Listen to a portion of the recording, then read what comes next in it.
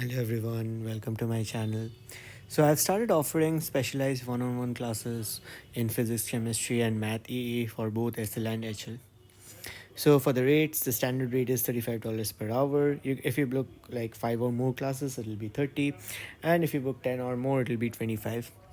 So these courses will be tailored to your needs. Whatever you want to learn, we can discuss in these classes. Please don't hesitate to reach out to me. You can contact me at this given email and yeah, to schedule your class. So with this, let's get started with this paper. Thank you. Hello everyone, welcome back to my channel. So today we'll be solving the maths AI paper of November 2024 attempt. It's SL and paper 1. And let's get started with the first question. So one of the steepest train tracks in the world is in Tennessee, USA. The track is 1.52 meters long and the angle of elevation from the bottom of the track to the top is 36.1. First part is we have to first label the track length and angle of elevation. Angle of elevation is this angle theta, right? This is your angle of elevation, and this is the track length from bottom to top. So this length is 1.52 kilometers and theta is 36.1 degrees. That's all about part A. Now part B, we have to find the vertical change in height from the bottom of the track to the top. So for part B, we actually have to find this length. This is height h, right? If I do sine 36.1, it will be h over opposite over hypotenuse, h over 1.52. So from here h would be 1.52 sine 36.1. Now we'll just find it using our calculator. So sine 36.1, let me convert it to degrees. Yeah, so sine 36.1 times 1.52 will give me 0.8956 kilometers.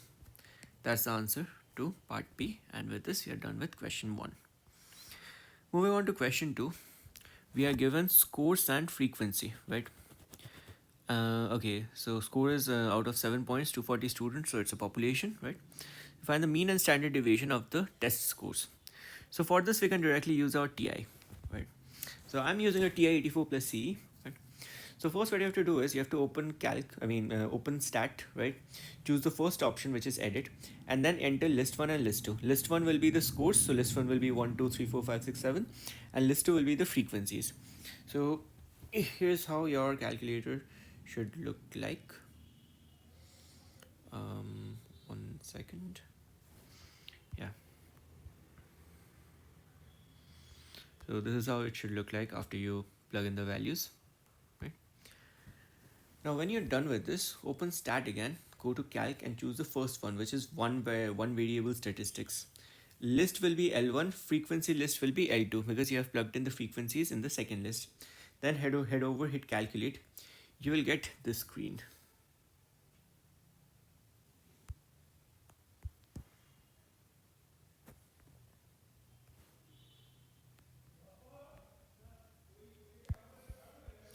So from this screen, we can find the answers to option A.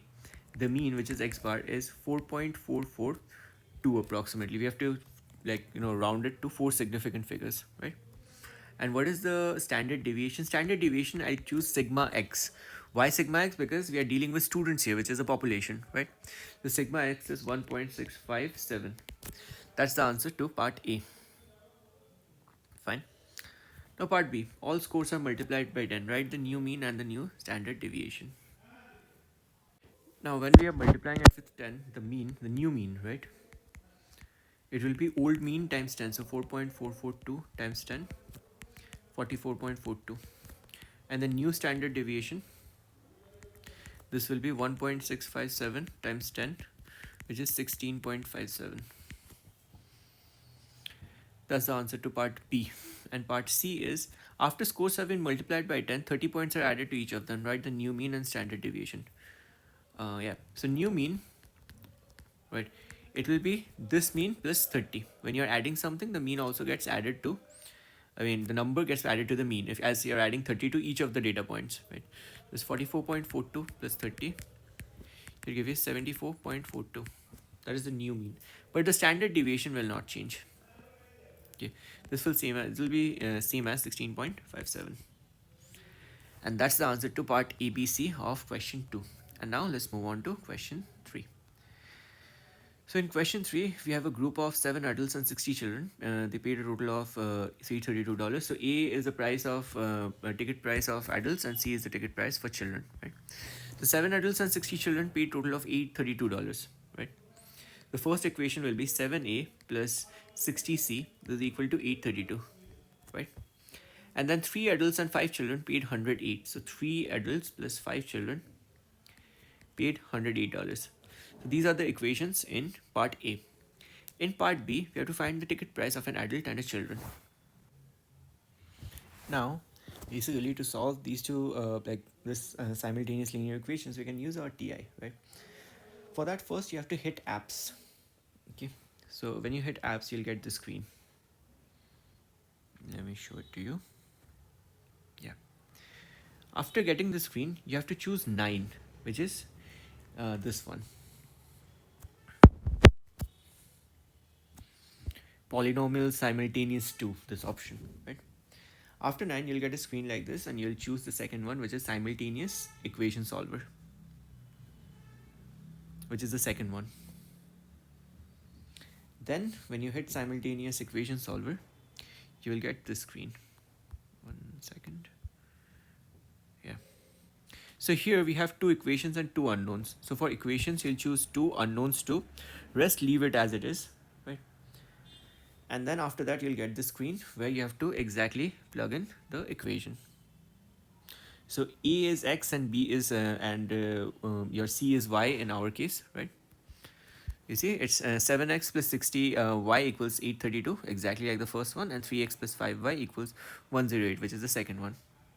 Now, after this, when you hit graph, which is your solve thing, you'll get the values of x and y. So just add a new page here. This is what you should get.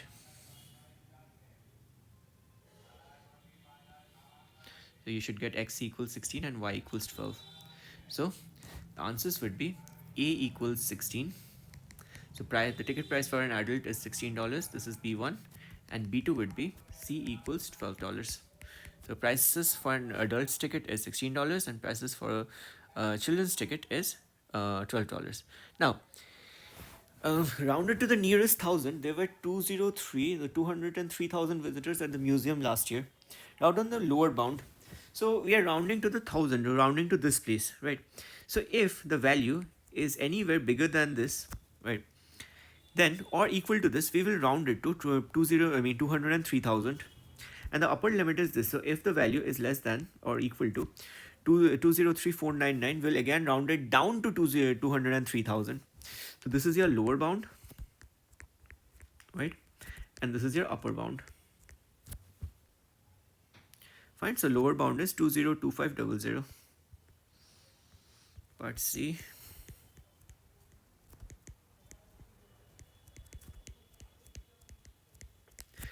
With this, we are done with question 3. Now let's move on to question 4. Question 4 is like a basic trigonometry problem. We have to find this angle TRS. Let's say this angle is theta, right? We can use the cosine formula. So cos theta would be b squared plus c squared minus a squared by twice ac, right? So in this case, this will be b, this will be c, and this will be a. Right, the side opposite to the angle is A, and the side beside, or like sides which are preparing this angle, which will be B and C. So B is 39, so 39 squared plus 46 squared minus 40 squared divided by 2 times 39 times 46. Now let's put it in the calculator and see how much we are getting. So yeah, if so 39 squared plus 46 squared minus 40 squared divided by 2 times 39 times 46. This will give me 0.5677. So cos theta is 0.5677. Now we need to find theta, which is cos inverse 0.5677. Now you can give you can give the answer in degrees or radians. It's up to you completely. So cos inverse answer. This gave me an angle of 55.41 degrees. That's the answer to part A. For part B, we have to find the area of the triangle RST. Area is half AB sine C. So in this case, half, we can take BC and the angle, angle theta, right? It will be half BC sine theta in our case, right? So half B is 39, C is 46, and sine theta is 55.41. So I'll do sine of this angle.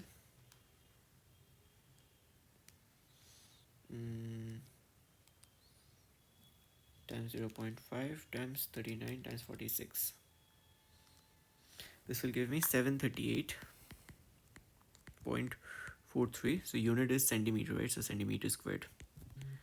This should be the answer to this question 4. Now moving on to the next question. Okay, total cost of in Canadian dollars to hire a bicycle for D days from pedal paradise is given by the function CD equals 60D plus 10.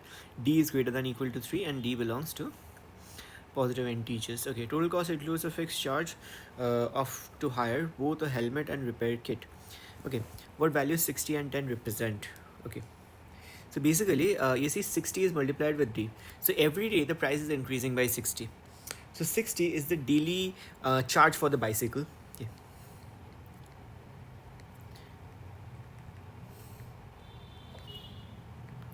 The bicycle. And 10 is the fixed cost. Whether you take the bicycle for 3 days, 5 days, 10 days, you always have to pay this $10 extra. So $10 is basically the fixed charge. Right? It is the fixed charge for helmet and repair kit.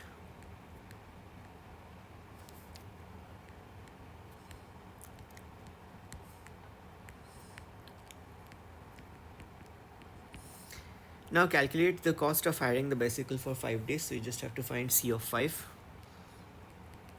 60 times 5 plus 10. It gives us 310. Currency is CAD, so CAD. Yeah, done. Now Hema hires a bicycle from Pedal Paradise. Write down minimum number of days she can hire the bicycle. So here we have a constraint that D has to be greater than or equal to 3. Right, so minimum she has to hire the bicycle for 3 days. So it will be 3. C inverse is 1270. So given that C inverse 1270 is key, find the value of K. Let's find C inverse first. So let's put C D as Y and this as X. So okay, if I swap X and Y, I'll get 60Y plus 10. So this is the inverse equation. So Y is basically 1 by 60 times X minus 10. So C inverse D or C inverse whatever, C inverse X is basically 1, or I can write it like this, X minus 10 by 60. Now C inverse 1270. This becomes 1270 minus 10 by 60. So how much are we getting here? So 1260 divided by 60. This will be 21. So this value should be equal to K. So basically this is K because 1270 equals K. K is equal to 21. That's the answer to question 5. Now let's move on to question 6. Radioactive carbon is a material that decays over time. So we have the mass along with the equation and time. Like this is the dependence of mass over time. Write down the initial mass. Initial mass is m of 0. The value of m when t is equal to 0. 1, 2, 3, 1, 2, 1 times 0. This gives you 120 e to the power of 0. So which is 120. And the unit is nanogram for mass. Then the mass of radioactive carbon after 20,000 years. So m of 20,000. 120 e to the power minus 0.000121 times 20, 1, 2, 3. Because time is taken in years. So I can directly use 20,000 here.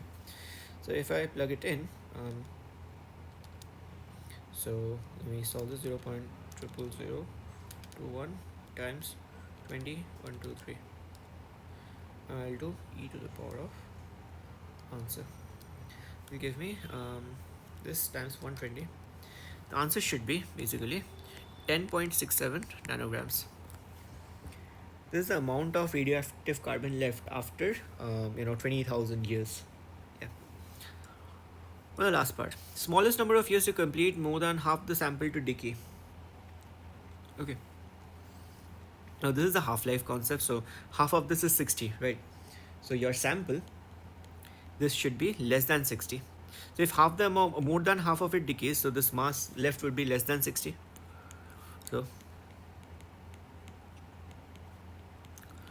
60 divided by 120 is 1/2. And we can just take an inverse and flip the equality sign. Greater than 2. Take ln on both sides. 0.0000121 t. It is greater than ln 2. So from here we can find t. So t would be greater than ln 2 divided by this number. So ln 2 divided by 0.113121. So from here we get t greater than 5728.5. So t is 5729 years. This will be the answer to part C. And with this, we are done with question 6. Now let's move on to question 7. Okay. The weight is normally distributed with a mean of 8.9, standard deviation is 1.2. Calculate the probability that dog's mass is more than 7.2. Right.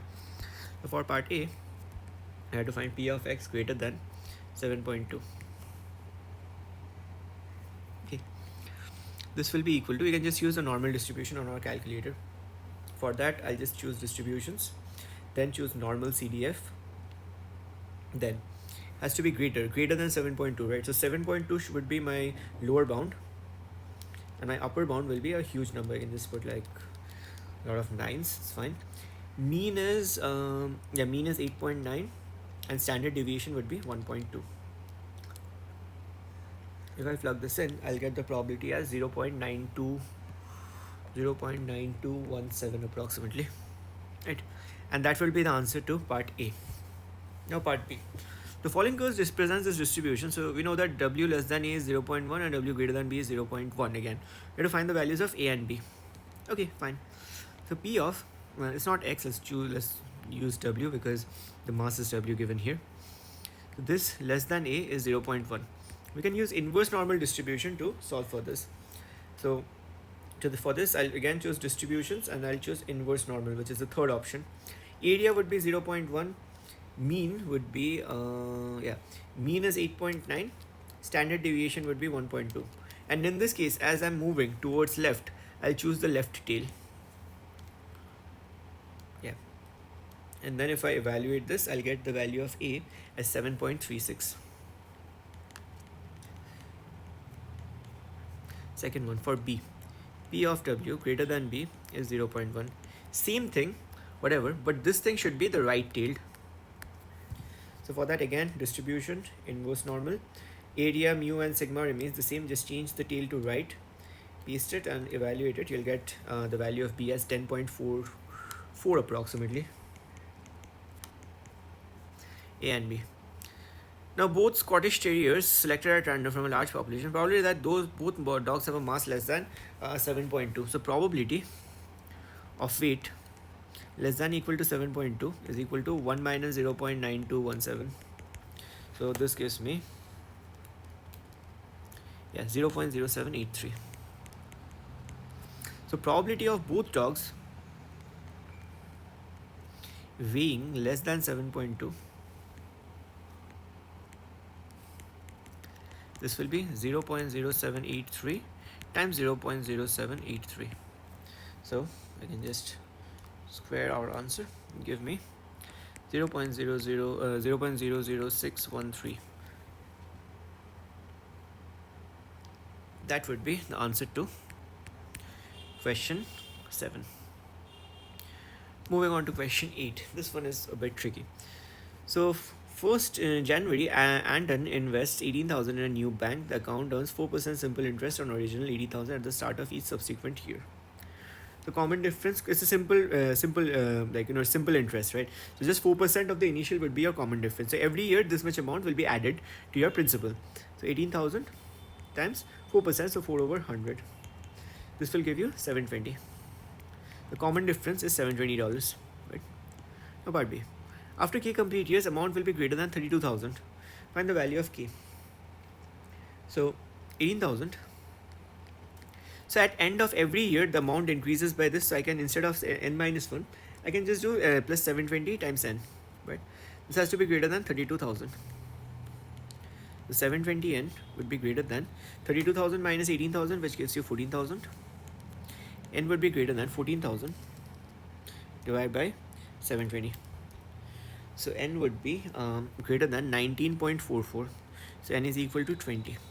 Not n, basically this will be your key. So instead of n, you can just use key from the first part.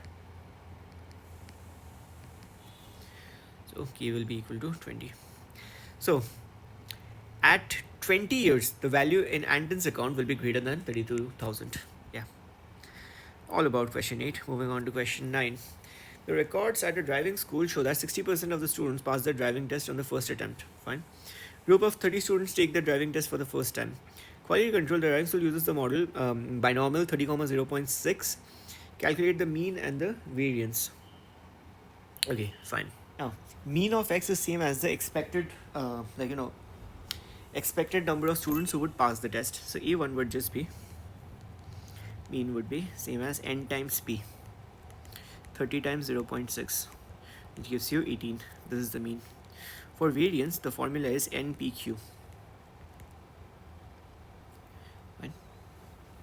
So 30 times 0.6, which is the probability of success. Q is the probability of failure. 1 minus probability of success will give you 0.4. So plugging it in, 30 times 0.6 times 0.4, this gives you 7.2. This is the variance. And with this, you're done with part A. Part B, probability that exactly 21 students pass the test. So P of x equal to 21. So here we have to use binom PDF. Okay, so for this, again, we have to open distributions. Then we'll choose binomial distribution, which is, okay, yeah, binom PDF. So we'll choose binom PDF. Number of trials is 30. Probability of success is the P, so 30, 0.6. And the x value is 21, right? So binom PDF, I'll just write it 30, 0.6, 21. Right, if you plug it in your calculator, 1 second.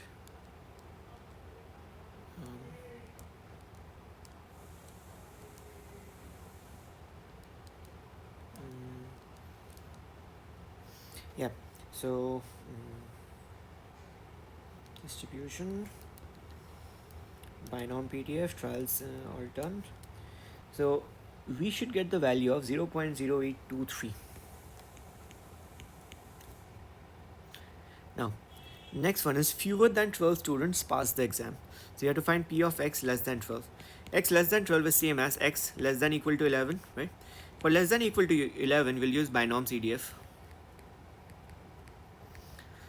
Yeah, so 3 CDF 30, 0.6, 11. For binom CDF, again, we'll open distributions. We'll choose binom CDF. Trials is 30, P is 0.6, and x value is 11. Binom CDF always calculates x less than equal to a. So right, so if any question you have to find greater than equal to something, you have to change it and then find the probability. Now, putting it in, we should get the value as 0.008302 approximately. Right. That's the probability that fewer than 12 students will pass the test. Now, what is the assumption that the driving school makes in this model? That is, the probability of success is constant. Every student has a probability of 60% that they will pass the test. So this will be the probability of success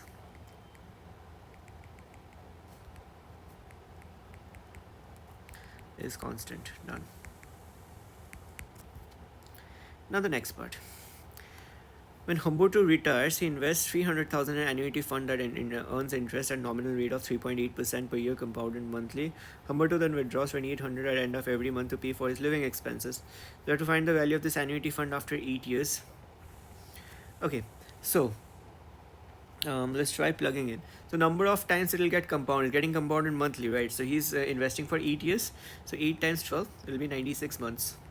This is the number of times the money will be compounded, right? Interest is 3.8%. Okay, now now the present value is 300,000. Monthly payments, PMT, this will be minus 2,800. Fine. So yeah, every 12, like yeah, you're picking up 12 times every month, and CY would also be 12. Right. Now if you plug it in your calculator, so how would you find this? So you'll open apps. Number one is finance, you'll choose that, and then number one is TVM solver. We'll be using the TVM solver in this one. Okay. All right. So here n will be 96, right?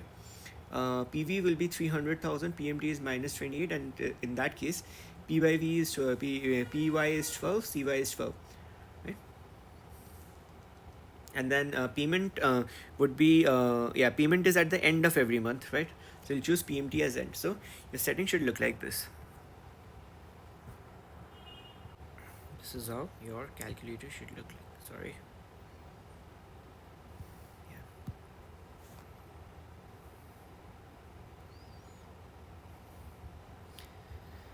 So n equals 96, 3.8, 300,000 minus 2800, 12, and PMT. It's payment is accepted collected at the end of every month.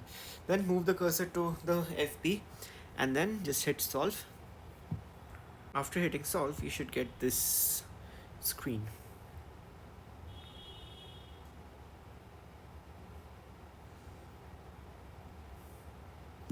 You see the FB value is now 9228.28.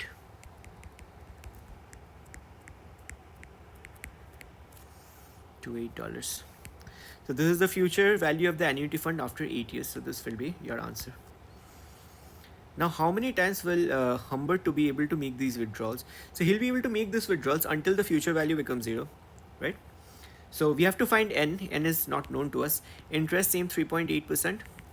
Present value is 300,000. PMT is minus 2800. PY is 12. CY is 12.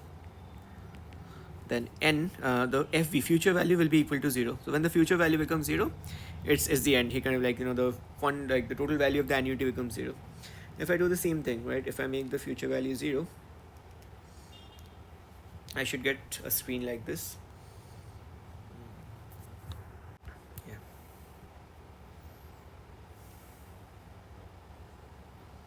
Now at the last step, what I'll do is I'll just bring the cursor on n and then hit solve. And after hitting solve, I'll get this screen.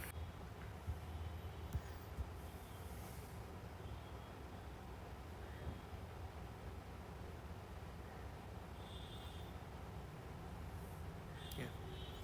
So from here, I know n is 131.08. Fine. So he will be able to collect the payments for 191 months. So n will be equal to 131 months. Sorry. This will be our answer to part B. That's all about question 10. Now moving to question 11.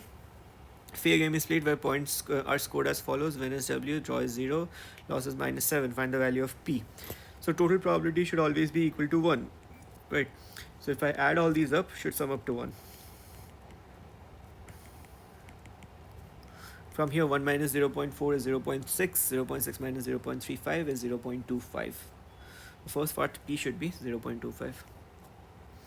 Now, expected number of losses. Expected number of losses is probability of getting a loss times the number of times you'll play the game, right? So expected number of losses 60 times 0.25, which is 15. So if we are playing the game 60 times, there's a 15% chance we'll lose. Yeah.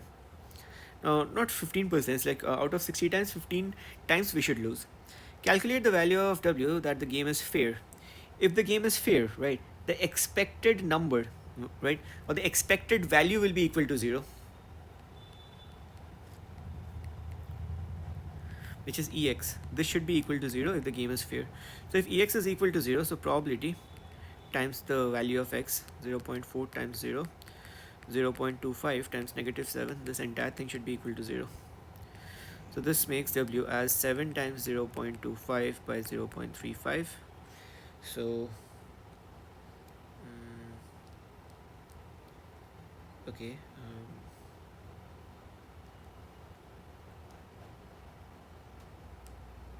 yeah, So 7 times 0.25 divided by 0.35.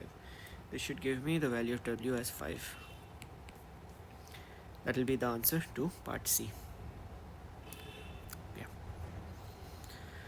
Now part 12, calculus question. So curve is given, you have to find dy by dx. So dy by dx is differentiation of 5x squared is 10x. I bring the power to the front and then reduce the power by 1. So it's 2 times x to the power of 2 minus 1. So yeah, this can actually be written as 5x squared minus 3x to the power of negative 3. So the other one, 3 times negative 3 and x to the power of negative 3 minus 1. So it's 10x plus 9 x to the power minus 4. So I can write it like this. This is dy by dx. That's all about part A. Moving on to part B, gradient of curve at x equals 1. So we have to find dy by dx at x equals 1. So I'll just place x equals 1 in this equation. 10 times 1 plus 9 by 1 to the power of 4. That's 10 plus 9, 19. Yeah. Alright. Find the equation of normal at x equals 1. So equation of normal goes like this. So x equals 1 is x1. So you have to find the y coordinate, right? So y1 would be 5 times x1 squared minus 3 by 1 cubed. So 5 minus 3, it's 2. So x1 is 1, y1 is 2. So equation of normal goes like this. Y minus y1 times minus 1 by dy by dx at x equals x1 times x minus x1. Fine. So y minus, so y1 in this case is 2, right? Minus 1 by dy by dx is 19 and x minus 1. Now to simplify, what you can do is minus x by 19 plus 1 by 19, right? Shift it to the other side.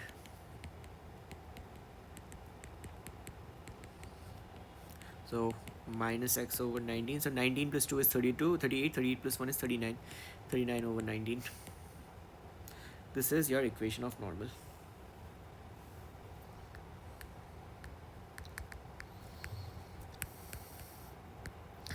Now the last question. So we have a type of bacteria which reproduces by dividing into 2 every 10 seconds. Every 10 minutes, sorry. The 150 bacteria in a colony 10 minutes after the start of an experiment. So UN is basically the sequence, right? So this is the first term, 1250. Basically 1250 bacteria were initially introduced, and after that they kept on repeating, kept on dividing. So yeah. For A, complete the table by adding the 2 missing values. For part A, U9 would be U1 r to the power of n minus 1. So in this case 9 minus 1. U1 is 1250, common ratio is 2 because it's getting doubled every 10 minutes. 9 minus 1 is 8. 1250 times 2 to the power 8. Let's find this.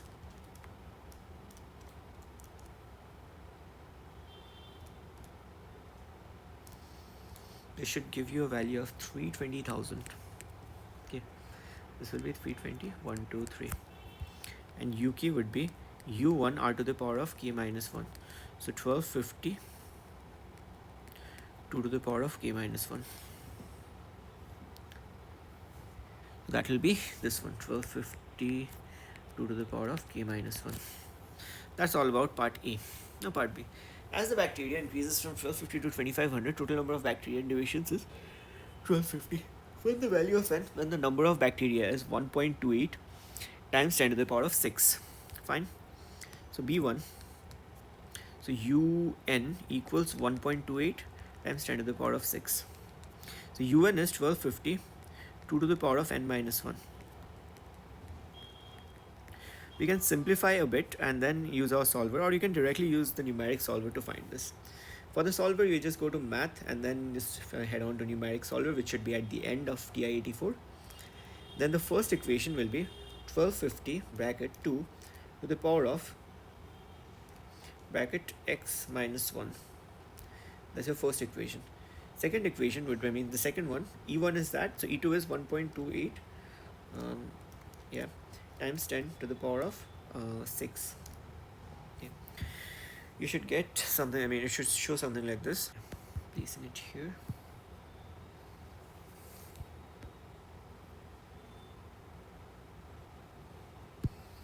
Right. Now we'll just press the graph button and we'll get the solution. So this is what your solution should look like.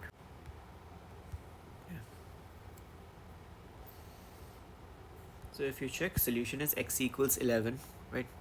Or in this case, this will be valid when n is equal to 11. Fine. Hence or otherwise, find the total number of bacterial divisions as the bacteria increases from 1250 to 1.28 times 10 to the power of 6. So yeah, so basically initially you had 1250 bacteria, right? And this is the final number is 1.28 times 10 to the power 6. The total number of bacteria which were formed because of division will just be the difference between the final and the initial value. In the final one, apart from the initial 1250, all of the bacteria were produced because of the bacterial divisions, right? For part 2, and just write it here, the number of bacterial divisions or number of bacteria from divisions, it will be 1.28 times 10 to the power 6 minus 1250.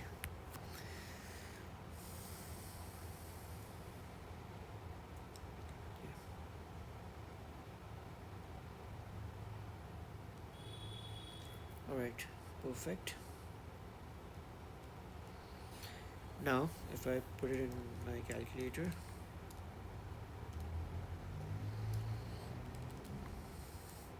I should get 1278750. This is the number of bacteria which are produced because of divisions. Yeah. So with this, we have finished paper 1 of AISL. I'll soon be posting the paper 2 of AISL. Thank you so much. See you in the next video. Bye.